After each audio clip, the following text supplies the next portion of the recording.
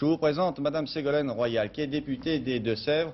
Vous allez débattre d'un projet d'amendement pour cette loi, pour la protection des enfants et des adolescents contre la violence à la télévision. Il faut savoir que cette protection existe déjà dans d'autres pays européens. Il y a un dispositif qui a été mis en place en accord avec les réalisateurs pour couper les scènes les plus atroces de films ou de séries. Alors, la question est, est-ce que vous avez remarqué, Madame, une escalade de la violence à la télévision française et depuis quand? Je crois que c'est indéniable. Je crois qu'il y a une escalade de la violence, d'abord parce qu'on est dans une société qui voit reculer les frontières de ce qui est considéré comme supportable.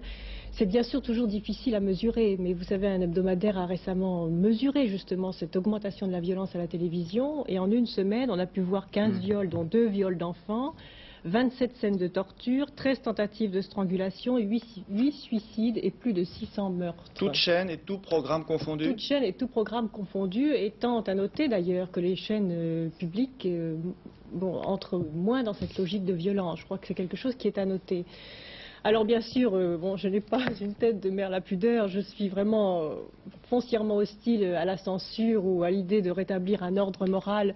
Mais écoutez, je crois que trop c'est trop. Je pense que beaucoup de personnes pensent comme moi et n'osent pas le dire de peur de se ridiculiser. Qu'est-ce que vous proposez alors? Vous voulez, ces scènes violentes, elles sont incluses dans les films ou dans les séries. Qu'est-ce qu'on va en faire? On va déplacer le film, la série? Ce que je propose, c'est que les scènes les plus atroces soient reportées après 23 heures. Alors aux chaînes de prendre leurs responsabilités, à elles de voir comment le faire. Ah oui, mais si c'est un feuilleton qui est diffusé le dimanche après-midi à 14 h, vous allez le mettre, alors vous proposez de le mettre? Si c'est un feuilleton qui contienne des scènes particulièrement atroces, oui, il n'a rien à faire à 14 h.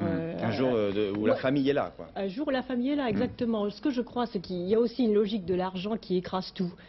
Et je crois qu'il faut faire barrage à cela. Pourquoi la logique de l'argent? Pourquoi la logique de la privatisation contenue dans la loi Léotard conduit à cela? Parce qu'il faut capter un public fragile, le public des jeunes, en leur donnant de l'émotion. Et l'on sait que plus les jeunes sont choqués, plus ils regardent la télévision. Et ça fait rentrer les fonds de la publicité. Voilà, exactement. On revient à ce que nous disions précédemment. Exactement. Alors... Donc je crois aussi que la télévision devient un élément de la famille et qu'il faut pouvoir regarder la télévision en famille au moins jusqu'à une heure tardive. Et je vais même vous dire le fond de ma pensée. Vous avez des enfants, madame? Oui, j'ai des enfants, je ne suis pas la seule à en avoir, donc je veux dire, ça va bien au-delà. Je crois que c'est un choix vraiment de société. Je vais vous dire, je pense même qu'après 23 heures, les scènes atroces n'ont rien à faire à la télévision. Mais bon, mesurons ce que l'on peut faire. Déjà, si l'on arrive à ce résultat-là, je crois que c'est important. Alors ça, c'est votre amendement, mais alors qui va veiller au respect de cet amendement? S'il est accepté, il va rentrer dans la loi. Le CSA aura les moyens de faire respecter cela? Ce qui est prévu dans la loi en général, c'est que lorsque les chaînes ne respectent pas leurs obligations, il y a des sanctions qui sont prévues, notamment des amendes,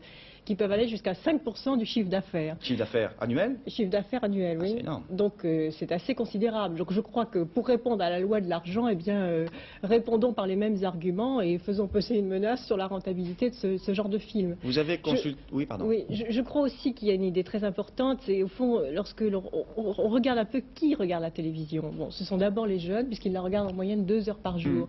Et l'on sait aussi que plus leur origine sociale est modeste, plus ils regardent la télévision. Donc je crois que cette recherche de qualité profitera d'abord aux plus défavorisés qui n'ont pas d'autre choix, qui n'ont pas d'autres loisirs dans la vie. Et puis je voudrais quand même ajouter aussi quelque chose.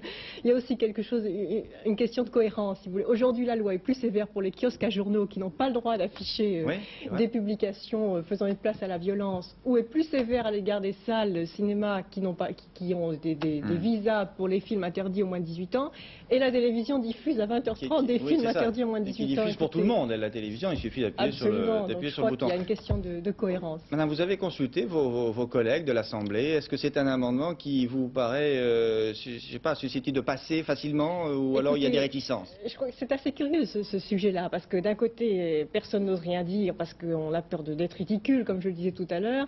De l'autre, j'ai préféré procéder un peu par surprise, je vous l'avoue. C'est raté la surprise, là, maintenant ils sont au courant. Mais je veux dire par là, ça n'a pas été débattu. Pas encore débattu, mais vous allez en débattre. Moi, je crois que la logique justement de la commercialisation de l'argent est telle que j'ai craint les pouvoirs, les pressions de toutes sortes, et j'ai préféré procéder de cette façon-là. Pendant un moment, on évoquait le retour du carré blanc. Cela vous semble une bonne solution?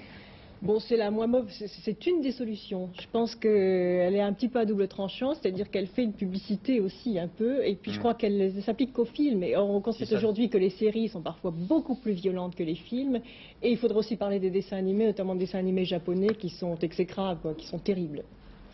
Merci madame de votre... Et je ne dis pas ça parce qu'un jour je suis rentrée à la maison et mon fils de 3 ans et demi m'a dit « Maman, je te cache la tête !» Alors je lui ai dit « Bon, j'espère que tu vas me la recoller après. » Mais on la recolle d'ailleurs dans les films, ce qui n'est pas tout à fait mis, on la recolle tout de suite après. Je vous remercie de votre témoignage. Nous reparlerons de cette affaire-là et nous suivrons le dossier pour voir si effectivement vos collègues vous suivent à l'Assemblée. Merci.